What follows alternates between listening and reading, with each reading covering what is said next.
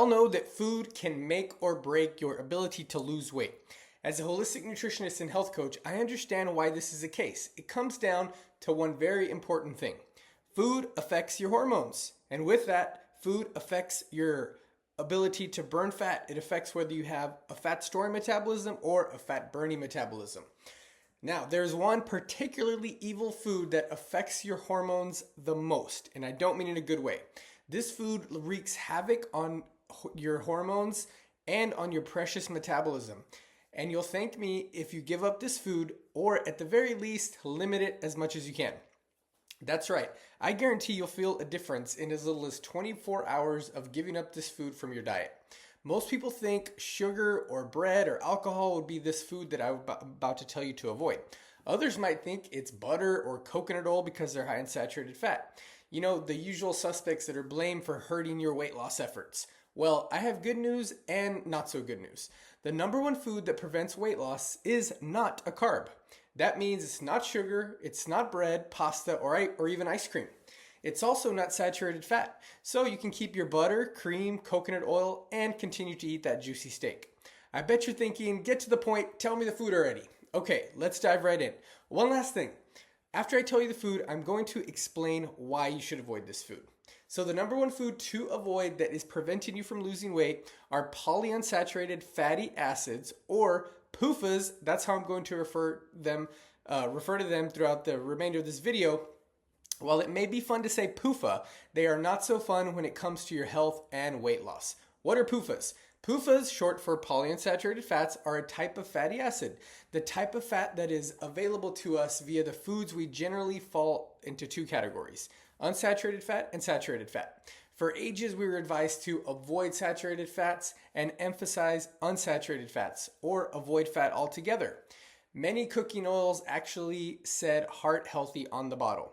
The research is overwhelmingly clear that saturated fats are not only healthy, but they are extremely beneficial for overall health. What is not often talked about is the downright damaging impact of the class of highly unsaturated fats known as PUFAs. So why should you avoid them? The primary issue with PUFAs is that they are highly unstable.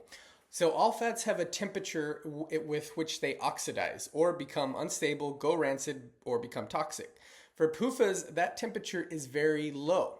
An easy way to remember this is that unsaturated fats are unstable and saturated fats are stable. Unstable fats are prone to oxidation. Oxidation leads to free radicals. Free radicals leads to cellular damage in your body that can manifest both internally in the form of damaged organs or glands, and externally in the form of rapidly aging skin. In addition, many of these fats can become unstable before they even enter the body. During processing, for example, many of these seed oils are exposed to high heat. Imagine trying to extract oil from a grapeseed, which often can make the oils go rancid. In addition, these oils may be exposed to high heat during travel, which can lead to damage and unstable product. This is one of the reasons many of these oils are shipped in dark containers and are required to be refrigerated. So what are the overall benefits of following a very low as you can PUFA diet? First, blood sugar. PUFAs can damage the cells in your pancreas that produce insulin. If you want to lose body fat and achieve a high level of health, you want a very effective blood sugar handling system. PUFAs can damage this system.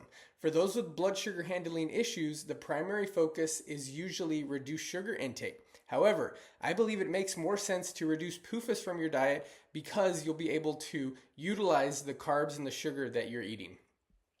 Skin health. PUFAs are closely linked to age pigment formation. In addition, a high level of PUFA in your body means when you're exposed to the sun, free radical damage is more likely. Metabolism, like I've mentioned, PUFAs can stress various systems in your body, particularly the rate at which your cells produce energy. This has numerous implications on your thyroid health and general hormonal balance. Digestion and immune system. PUFAs can impair protein digestion. Digestion problems are rampant in this day and age. Eliminating PUFAs are an often overlooked and very effective way in supporting digestion. Your immune system is closely linked to your digestive system. A problem with digestion almost guarantees a poorly functioning immune system. And finally, detoxification. The liver plays a major role in detoxification, as we know. PUFAs can overwhelm the liver. That sluggish feeling you feel after eating out, you may have just consumed a bunch of PUFAs. In fact, I guarantee it. So where are PUFAs present? You probably already guessed this, but PUFAs are present in nearly all foods, even vegetables. While some extremists would say to avoid high PUFA vegetables, I don't believe you need to take it that far. Small amounts of unprocessed PUFA in a well-balanced diet are unlikely to cause any issues. The most damaging PUFAs are in the form of processed liquid oils like canola, grapeseed, corn, soybean, one of the worst because there's a lot of other crap in that, walnut oil, cottonseed, sesame. Small amounts of sesame is okay if you're into Asian cooking. Peanut oil, definitely stay away from. Margarine, stay far away from.